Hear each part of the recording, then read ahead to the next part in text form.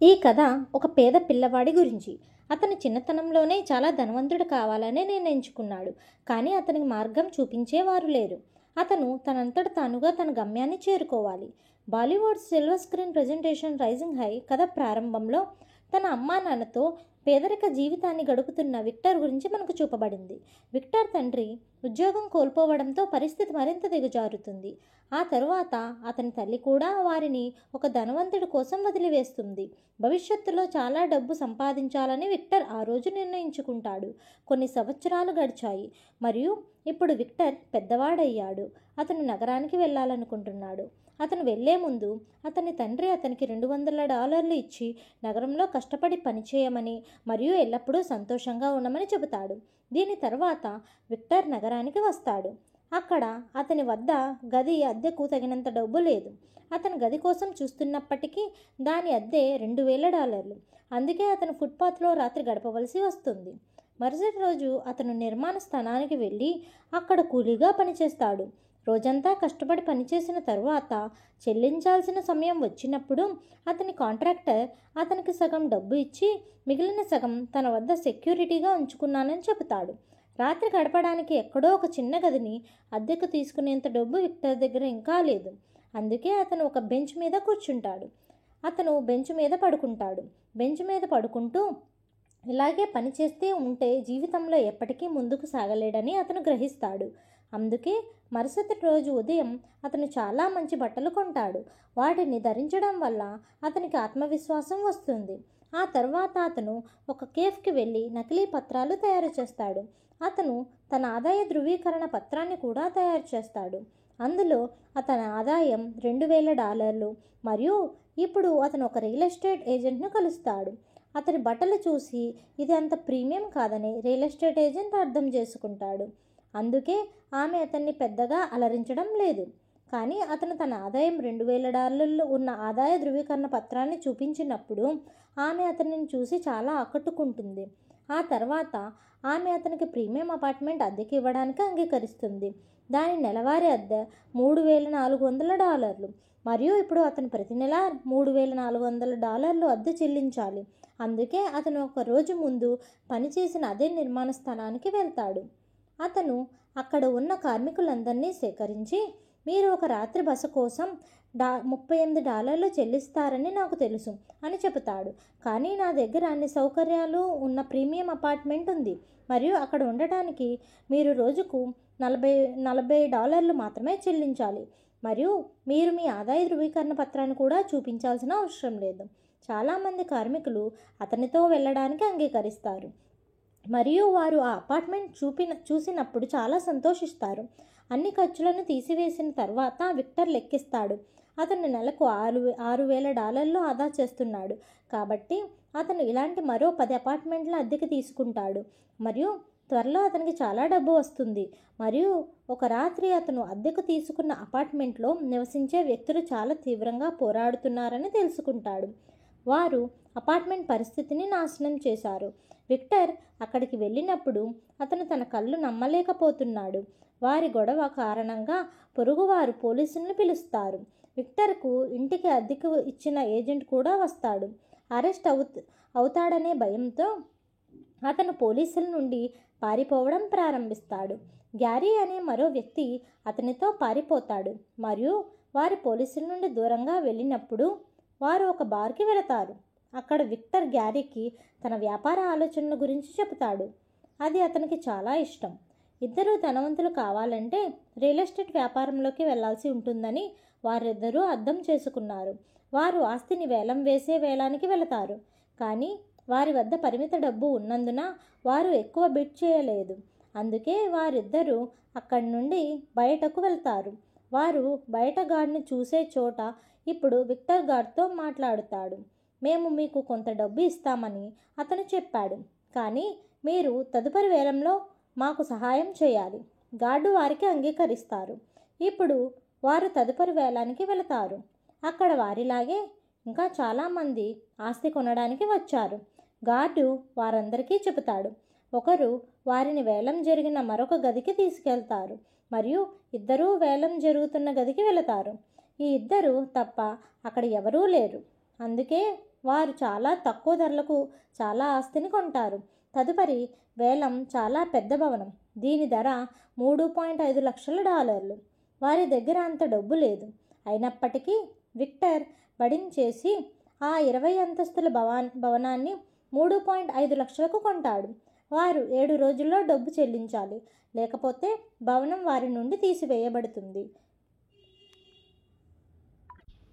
వెళ్ళిపోవడంతో పాటు వారు భారీ జరిమానా కూడా చెల్లించాల్సి ఉంటుంది.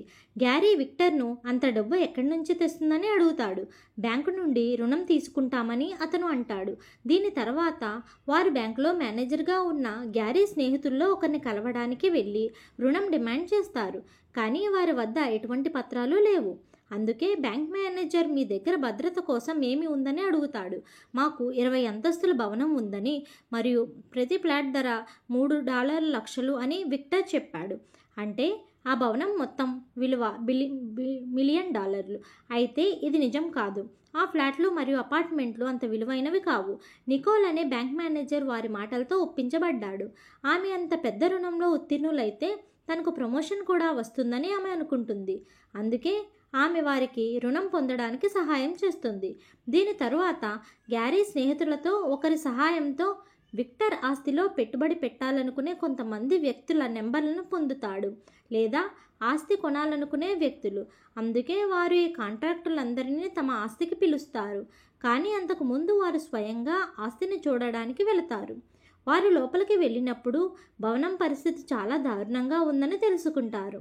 వారు ఈ భవనాన్ని ఏ క్లయింట్కైనా చూపిస్తే అతను ఇక్కడ ఎప్పుడూ డబ్బు పెట్టుబడి పెట్టడు. క్లయింట్లందరూ రేపు ఇక్కడికి రావాలి. అందుకే వారిద్దరూ వారి 3వ భాగస్వామితో కలిసి మొత్తం అపార్ట్మెంట్ను స్వయంగా పెయింట్ చేస్తారు. రాత్రంతా పనిచేసిన తరువాత వారి పని పూర్తయింది. మరుసటి రోజు ఉదయం క్లయింట్లందరూ ఇక్కడికి వస్తారు. వారు తమ ఫ్లాట్ను, వారి అపార్ట్మెంట్ భవనాన్ని చాలా ఉత్సాహంగా వారి ముందు ప్రదర్శించారు. వారి ఉత్సాహాన్ని చూసి అందరూ వారిని నమ్ముతారు. అందుకే అందరూ పత్రాలపై సంతకం చేస్తారు. ఇక్కడ ఒక వృద్ధుడు కూడా ఉన్నాడు. నేను నా జీవిత సంపాదనను ఈ అపార్ట్మెంట్ కొనడానికి పెట్టుబడి పెడుతున్నానని చెబుతున్నాడు. నేను నా మనవడికి బహుమతిగా ఇవ్వాలనుకుంటున్నాను. మీరు చింతించకండి అని విక్టర్ అంటాడు. మేము మీతో ఎటువంటి మోసం చేయము. వారి అపార్ట్మెంట్లన్నీ అమ్ముడయ్యాయి. ఈ విధంగా వారు చాలా డబ్బు సంపాదిస్తారు. వారు బ్యాంక్ నుండి తీసుకున్న రుణాన్ని కూడా తిరిగి చెల్లిస్తారు. దీని కారణంగా నికోల్కు కూడా ప్రమోషన్ లభిస్తుంది. అయితే విక్టర్ మరియు గ్యారీకి తాము ప్రజలను మోసం చేశామని తెలుసు. దానికోసం వారు మొదట్లో అపరాధ భావన కలిగి ఉంటారు. కానీ విక్టర్ డబ్బు ఆకర్షణలో అన్నీ మర్చిపోతాడు. అలాగే ఇప్పుడు అతను నికోల్తో డేటింగ్ ప్రారంభిస్తాడు. ఆ తర్వాత ఇద్దరూ పెళ్లి చేసుకుంటారు. కానీ విక్టర్ ఆకలి ఇంకా తీరలేదు. అతను చాలా ధనవంతుడు కావాలని కోరుకుంటాడు. అందుకే అతను తన సొంత కంపెనీని ప్రారంభిస్తాడు. అది రియల్ ఎస్టేట్ కంపెనీ. దీనికోసం అతను మరోసారి నికోల్ సహాయంతో బ్యాంక్ నుండి రుణం తీసుకుంటాడు మరియు ఇప్పుడు అతను బిలియనియర్ అయ్యాడు.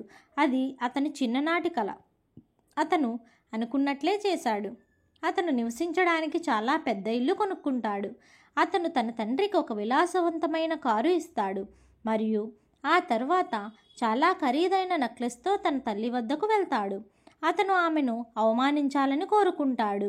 నువ్వు డబ్బు కోసం నన్ను మరియు నాన్నని విడిచిపెట్టావని అతను అంటాడు. అతని తల్లి ఇది విని షాక్ అవుతుంది. నీకు బహుశా ఏదో అపార్థం ఉండవచ్చు అని ఆమె అంటుంది. నేను నిన్ను మరియు మీ నాన్నని డబ్బు కోసం ఎప్పుడూ వదిలి వెళ్ళలేదు. బదులుగా నేను వివాహం చేసుకున్న ఈ వ్యక్తిని నేను నిజంగా ప్రేమించాను. ఆమె అతని నెక్లెస్ను కూడా అంగీకరించదు. నిజం తెలుసుకున్న తరువాత విక్టర్ చాలా బాధపడ్డాడు. నిజానికి అతను ఇప్పటి వరకు ఎంత డబ్బు సంపాదించినా దానిని తన తల్లిని అవమానించడానికి సంపాదించాడు. కానీ అతని అవగాహన ఏమైనప్పటికీ అది పూర్తిగా తప్పు. అందుకే అతను చాలా నిరాశ చెందుతాడు మరియు ఇప్పుడు తన వద్ద ఉన్నదానికంటే చాలా రెట్లు ఎక్కువ డబ్బు సంపాదిస్తానని కూడా నిర్ణయించుకుంటాడు. అందుకే అతను ఒక బీమా కంపెనీని తెరుస్తాడు. దానికోసం అతను చాలామంది ఉద్యోగులను నియమించుకుంటాడు. అలాగే ఇప్పుడు అతను తన కుటుంబ నియంత్రణ చేయాలనుకుంటున్నాడు. అతను కొన్న నెక్లెస్, అతను దానిని తన తల్లి కోసం కొన్నాడు. అది అమూల్యమైనది. అతను దానిని తన భార్య నికోల్కి ఇస్తాడు. గ్యారీకి ఈ విషయం తెలియగానే గ్యారీ ఇలా చేసి ఉండకూడదని అంటాడు. నికోల్ నా చిన్ననాటి స్నేహితురాలు. ఆమె డబ్బును ఇష్టపడుతుంది. ఆమెకు డబ్బులే అన్నీ. కానీ అతను గ్యారీ మాట వినడు. అతను నిజంగా నికోల్ని ప్రేమిస్తాడు. కొన్ని సంవత్సరాలు ఇలాగే గడిచిపోతాయి. విక్టర్ జీవితంలో అంతా బాగానే జరుగుతుంది.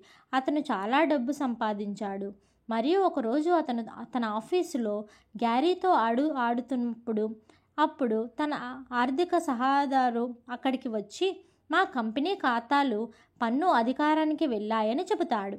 వారి ప్రకారం మేము మిలియన్ల డాలర్ల పన్నులు చెల్లించలేదు. మేము త్వరలో ఆ పన్నులు చెల్లించాల్సి ఉంటుంది. లేకపోతే మా కంపెనీపై పెద్ద చట్టపరమైన చర్యలు తీసుకుంటారు. ఇది విన్న విక్టర్ మరియు గ్యారీ ఇద్దరూ ఆందోళన చెందుతారు. నిజానికి విక్టర్ ఎంత డబ్బు సంపాదించాడో అతను ఇల్లు మరియు ఖరీదైన కార్లు కొనడానికి ఖర్చు చేశాడు. అందుకే అతను తన ఇంటికి పారిపోతాడు. అతనికి భార్య నికోల్ తన బిడ్డతో ఎక్కడ ఉంది, నేను నీకు ఇచ్చిన నెక్లెస్ ఎక్కడ ఉంది, అతను నికోల్ను అడుగుతాడు. నికోల్ తన ప్రశ్నకు సమాధానం ఇవ్వదు. నిజానికి ఆ నెక్లెస్ ఇప్పుడు ఇంట్లో లేదు మరియు నికోల్ కూడా ఆ నెక్లెస్ ఎక్కడ ఉందో అతనికి చెప్పలేదు. ఇక్కడ అతను గ్యారీ మాటలను గుర్తుంచుకుంటాడు. అందుకే అతను గ్యారీ దగ్గరికి వెళ్ళి అతని నుండి డబ్బు డిమాండ్ చేస్తాడు. గ్యారీ నా పొదుపు మొత్తాన్ని పన్ను రూపంలో ఖర్చు చేస్తానని అంటాడు. నువ్వు చెల్లించాలనుకుంటున్నావా? విక్టర్ లేదు, నేను పన్ను చెల్లించాలనుకోవడం లేదు. ఆ డబ్బుతో మరిన్ని ఆస్తులు కొనాలనుకుంటున్నాను అని అంటాడు. నా వ్యాపారాన్ని విస్తరించాలనుకుంటున్నాను. ఇప్పుడు వాళ్ళు కూడా అదే చేస్తున్నారు. వాళ్ళు తమ కంపెనీ ఆస్తి గురించి టీవీలో ప్రకటనలు కూడా వేస్తారు. దీనితో పాటు వాళ్ళు వేర్వేరు నగరాల్లో మరిన్ని ఆస్తులు కొంటారు. వాళ్ళు తమ డబ్బునంతా వ్యాపారంలో పెట్టుబడి పెట్టారు. వాళ్ళ దగ్గర ఒక్క పైసా కూడా మిగిలి లేదు. మరియు వాళ్ళిద్దరూ తమ కొత్త ప్రాజెక్టు తమకు చాలా ప్రయోజనం చేకూరుస్తుందని నమ్మకంగా ఉన్నారు. ఇంతలో విక్టర్ తనను మోసం చేశాడని నికోల్ తెలుసుకుంటుంది. అందుకే ఆమె తన బిడ్డతో ఇంటిని వదిలి వెళ్ళి విడాకుల కోసం కోర్టులో దాఖలు చేస్తుంది. ఇప్పుడు నికోల్ విక్టర్తో లేనందున అతనికి బ్యాంకు నుండి రుణం కూడా లభించదు. వారి పనిని ముందుకు తీసుకువెళ్ళడానికి వారికి డబ్బు అవసరం. విక్టర్ దగ్గర చాలా ఆస్తి ఉంది. కానీ ఆస్తి అంతా నికోల్ పేరు మీద ఉన్నందున ఆమె తరపున అతని డబ్బు పొందలేడు. దీని కారణంగా వారి పని చాలా మందగిస్తుంది. కానీ ఇప్పుడు కూడా అతను వదులుకోవడానికి ఇష్టపడడు. మనం మన స్వంత బ్యాంకును తెరుస్తామని గ్యారీకి చెబుతాడు. ఆ తరువాత సెంట్రల్ బ్యాంక్ స్వయంగా మాకు రుణం ఇస్తుంది. మరియు ఇప్పుడు అతను తన పాత బ్యాంకులోని అన్ని ఉద్యోగాలను తన కొత్త బ్యాంకులో నియమిస్తాడు. మరియు వారికి బ్యాంకు తెరవడానికి లైసెన్స్ కోసం అనుమతి అవసరం. అందుకే వారు లైసెన్స్ ఇచ్చే ప్రభుత్వ అధికారి వద్దకు వెళతారు. మీకు బ్యాంకు తెరవడానికి అర్హత లేదని అతను అంటాడు. కానీ విక్టర్ అతనికి లంచంగా చాలా డబ్బులు ఇస్తాడు. ఆ తరువాత అతను వారికి అనుమతి ఇస్తాడు. ఈ విధంగా విక్టర్ తన కంపెనీ ముగిసిపోకుండా కాపాడుతాడు. వారు పార్టీ చేసుకుంటారు. కానీ ఒక రాత్రి పోలీసులు వాళ్ళ ఇంటికి వచ్చి విక్టర్ని అరెస్ట్ చేస్తారు. విక్టర్ మీద చాలా ఆరోపణలు ఉన్నాయి. పన్ను చెల్లించకపోవడంతో ప్రజలను మోసం చేయడం, తక్కువ ధరల ఆస్తులను అమ్మడం, ప్రభుత్వ అధికారులకు లంచం ఇవ్వడం వంటి ఆరోపణలు ఉన్నాయి. ఇప్పుడు విక్టర్ జైల్లో ఉన్నాడు. ఇప్పుడు అతను ఏం చేస్తాడో అతనికి అర్థం కావడం లేదు. ఒకరోజు అతని తండ్రి నుంచి ఫోన్ వస్తుంది. అతను నేను నిన్ను కలవడానికి వస్తున్నానని చెప్పాడు.